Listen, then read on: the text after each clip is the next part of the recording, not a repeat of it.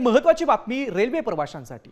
महाराष्ट्रातील 7 रेल्वे स्टेशनवर मूलभूत सुविधा नसल्याचं कॅगच्या रिपोर्टमधून समोर आलंय।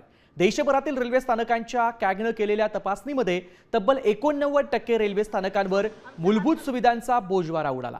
कॅगनं रेल्वे स्थानकांवर मूलभूत सुविधा अपुऱ्या असल्याचा ठपका ठेवलाय। रेल्वे स्थानकांवर पिण्याचं पाणी, शौचालय, बसण्यासाठी बाकं, पंखे, वॉटर कूलर, दिव्यांगांसाठी सुविधा, प्लॅटफॉर्मवर छत नसल्याचं देखील समोर आलंय।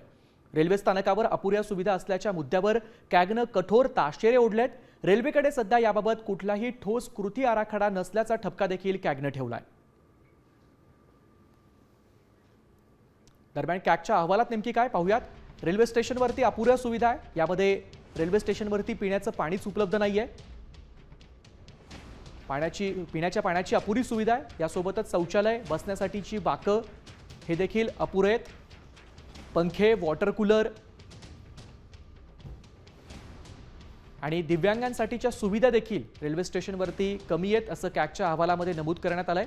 प्लॅटफॉर्मवरती अनेक छत देखील नाही असं देखील या अहवालातून समोर आलंय।